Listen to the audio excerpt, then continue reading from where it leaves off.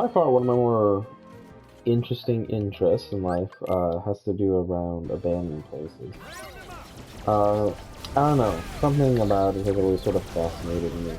Uh, I've never been one to sort of personally do it, but the thought of doing something like going urban exploring uh, has interested me. I don't know, something about sort of seeing a place that used to have life, that was intended solely for life, and having all that removed for it for so long, just makes the place look so much more interesting.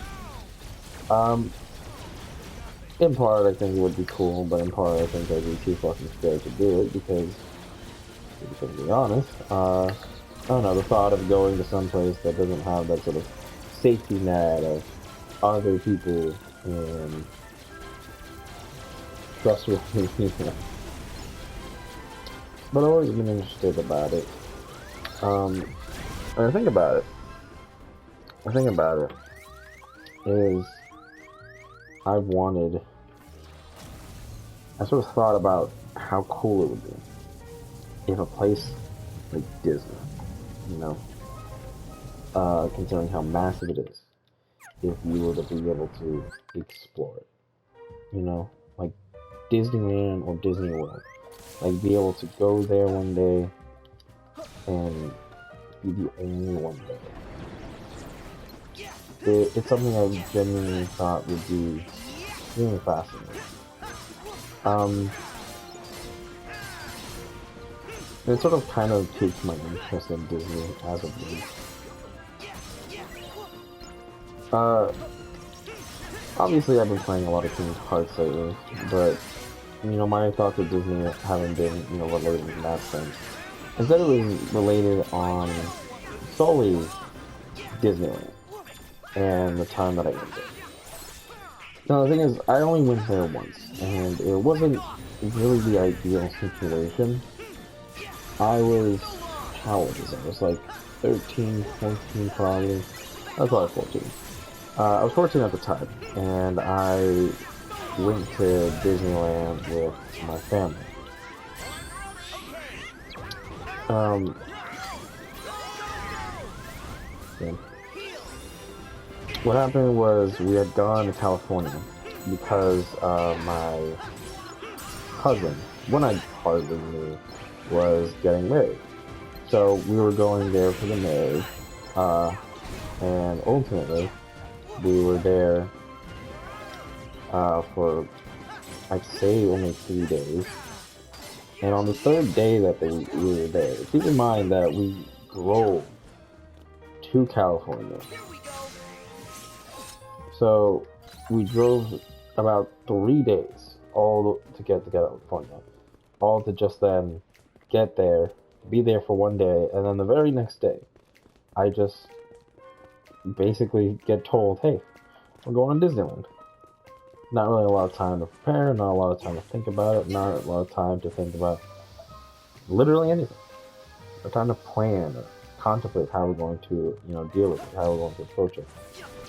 Um, which obviously kind of sucks because a place like Disneyland is obviously a really great place to, enjoy yourself.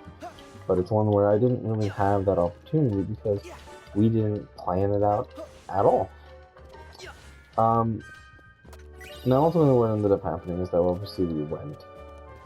Uh, but on top of not having planned out anything in the sense of, going there in the first place, we didn't plan out how we were going to go there. Because when we got there, the immediate thing that happened was, essentially, my parents abandoned me, or I guess my mom abandoned me, uh, and they went with each other, my mom and her siblings, and me and my sister were left there with our cousin, one we hadn't known for like years. We moved away from Iowa when we were young, so, and that was literally the first time we were seeing them again after so long. So it wasn't a situation of like, oh, we used to hang out and all that stuff, and now we're, back. It was a situation of Up until this point, I hadn't even got to like know what they look like after all this time, and now that I know that, I am now having to hang out with just them and not my family. It wasn't the most ideal, but I wouldn't really say that was the worst aspect about it. Ultimately, what ended up happening was that we just basically went on rides, and at one point we just kind of split up, and I ended up just kind of walking around the whole park, just trying to like find things to do and such. Which obviously is not really the greatest way of sort of experiencing Disney. You know, it's best to experience it with somebody. Just someone who you can just have there, and at least talk about the rides. Being stuck in line, thinking about like how boring most of the rides were, obviously wasn't great because up until that point, because at that point in my life, the only other like roller coaster location, amusement park, the only amusement park I've ever been at was a Six Flags, right? And the thing about a Six Flags is they're like a lot better in comparison, at least in the sense of fun. And that was sort of my problem with going to Disney, was that most of it just wasn't fun.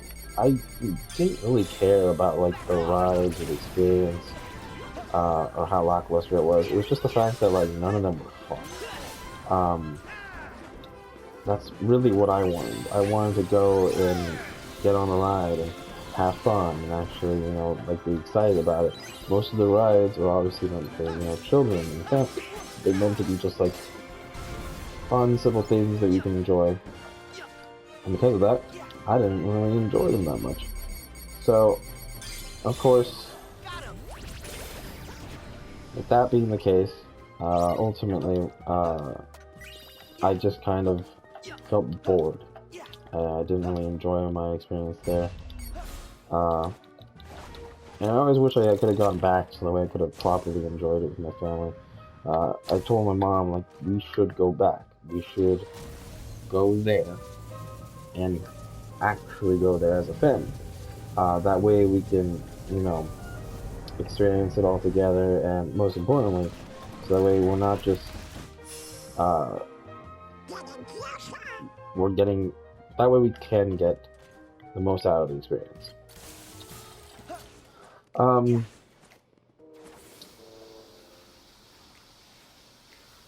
The thing about Disney is, I didn't really grow up with a lot of it. I wasn't one of those kids who, sort of grew up with Disney as sort of the thing they saw all the time as a kid. We didn't really have a lot in the sense of like, options for movies or whatever. We did have VHS, but like I said, didn't really have a lot. So more often than not, we would basically be stuck with like just whatever we happened to have, and we didn't really have a lot of Disney. So obviously it sucked that I didn't get to enjoy more Disney. But my interest in Disneyland wasn't because I had this sort of personal connection and interest in seeing like stuff I had seen in movies, and seeing like, oh, it'd be cool to see all those things, but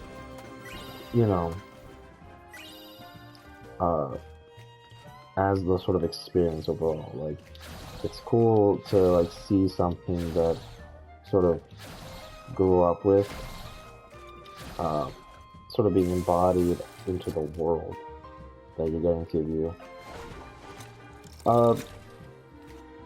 But ultimately, not a huge big fan of Disney, so my interest in going there isn't Disney related. But there was something about Disney that I always liked, and it was just how massive the place is.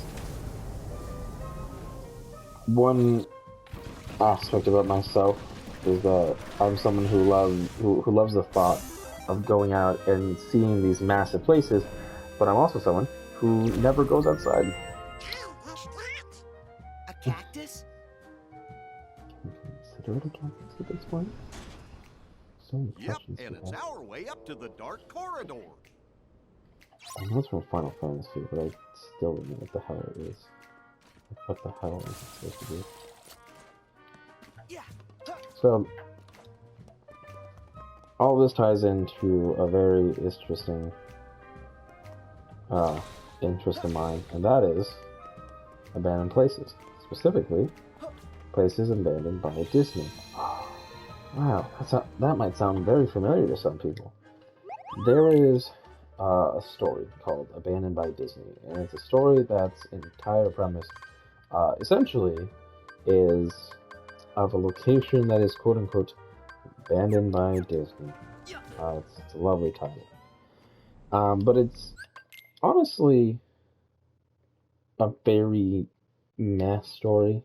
It's one I'd love to sort of pick apart someday because it is a story that I hold close to my heart because I actually do genuinely enjoy it, but I also think is kind of trash. Really, my ultimate opinion of the story is good to a fault, and that's largely because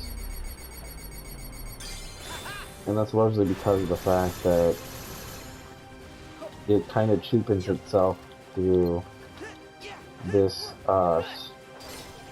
sort of stereotypical storytelling where everything is pretty interesting and pretty creepy, and it ruins itself by just going completely non-subtle. So,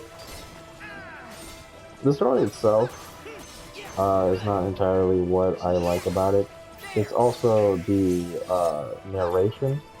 There's a YouTuber named Mr. Dave Foster, and he had a reading. Ultimately, it's off of his channel, and that's largely because of the fact that, probably because of legal disputes from the original creator. Basically, I haven't really looked into it much, but from what I've understood, it came down to the fact that the original writer wasn't too big of a fan of the fact that, you know, his story was on the YouTuber's channel and was making money. Right, he had a basic rule was, you can read my stories, that's okay, I don't really mind. It's just if you start reading and then you start making money off of my story, that's when I have a problem. Which, yeah, for consideration, it's a very simple way of viewing it. And that's a whole can of worms that I don't really want to get into. But his reading of it is genuinely what makes me enjoy the story even more.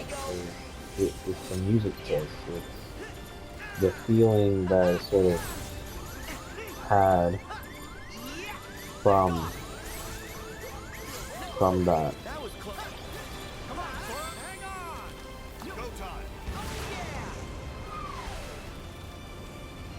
But I think what I most liked about that story largely had to do with the essential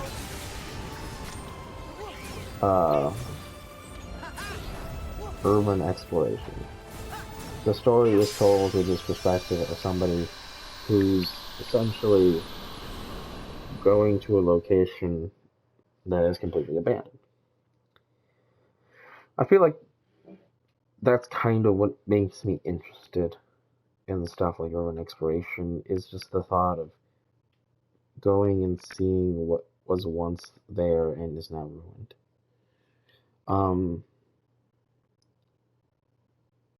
There's a game that really emphasized that fantastic quality, and that was Fallout 3. Something about Fallout 3 always stuck around for me. There was something about it I genuinely enjoyed and would always remember. And it was the fact that in Fallout 3,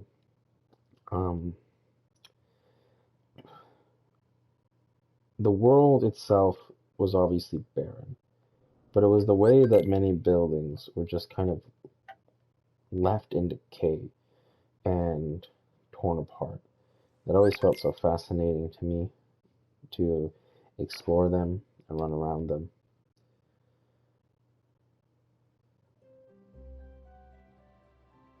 ultimately, a place that I would have absolutely loved to be able to see would have been, what was it?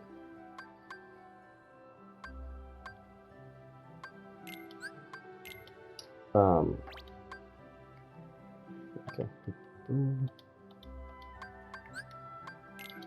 A place I would have absolutely loved to see would have been,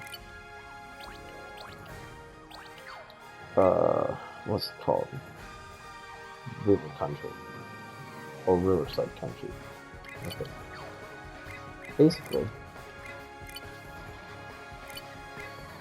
Basically, once upon a time, there was a location at Disneyland.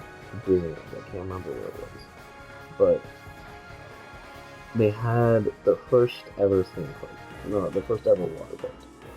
Now, it wasn't anything too intense. It was basically just, water slides, a big old pool, beach that you could basically swim in. Nothing too complex. But obviously, let's see. Obviously, it was, pretty new for Disney, and especially for people who enjoyed, spending time at Disneyland. They might enjoy being able to play in a pool, I guess. Now, essentially, what happened, from what I can remember, Disney had this going on for a while, until ultimately the water turned out to not be so safe to swim in. It wasn't anything horrible, but there was this amoeba in the water that would basically start eating away at people's skin, and it would cause skin irritation. And it's because of the fact that they were taking water in from the lake next to this attraction. So they basically closed down Riverside Country, and they left it abandoned for a long time.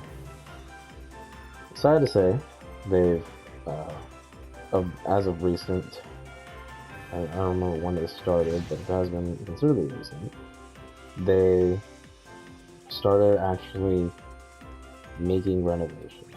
They've basically torn down absolutely everything that was there, and now currently, they're working on actually, just making a new area, which, from what I understand, is supposed to be a hotel kind of place. I kind of wish I would have had the opportunity to go to Riverside Country to have seen it with my own personal eyes. There is another place that I genuinely would love to visit. I had an idea for something. I always wanted to critique the Abandoned by Disney story, the entire series.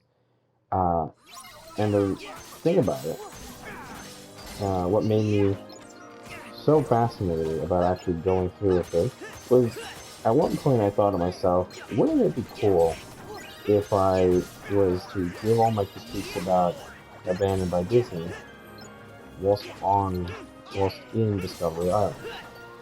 The reason is because Discovery Island is literally the one bit of inspiration for Abandoned by Disney. It's also built, inspired by, what was the other place? Riverside Country. But it's interesting because it's directly referenced within the story itself. So, for the most part, it's interesting largely because of how, oh,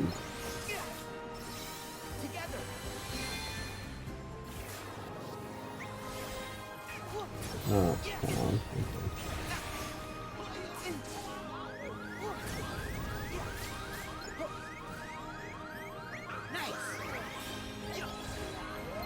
Okay. Gotta nuke everything, I guess. Oh, I got arrow. Okay. So basically, losing my train of thought here.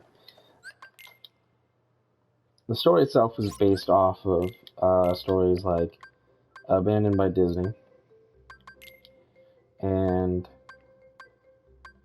this one's just playing out better.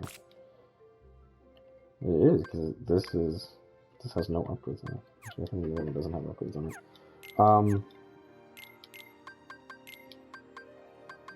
It was inspired by the story of, or it was loosely inspired by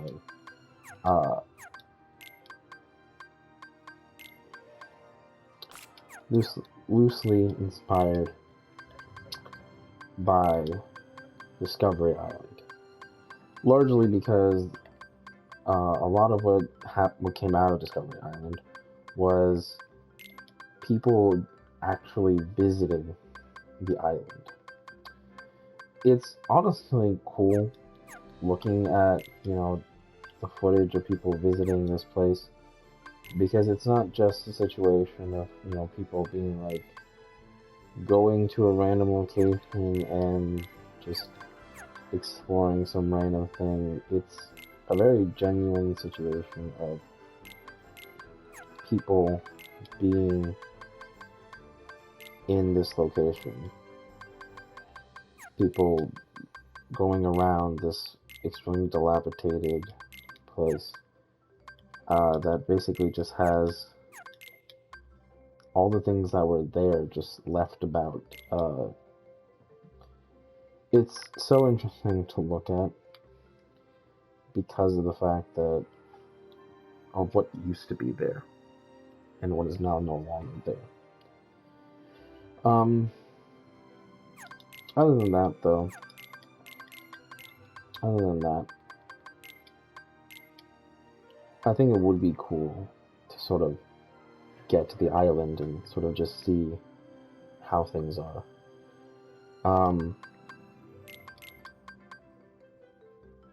Especially just to compare sort of how things have been.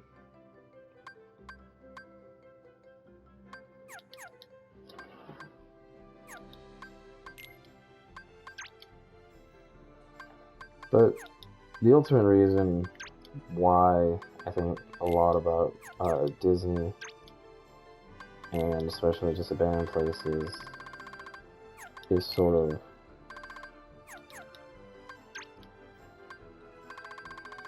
I don't know, just the idea of being able to visit some of those locations, and most importantly, be able to sort of compare in a way. I honestly don't even know what I'm talking about at this point. I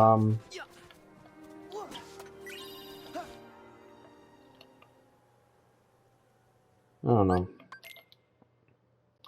I hope I can get some sort of personal experience out of places like this.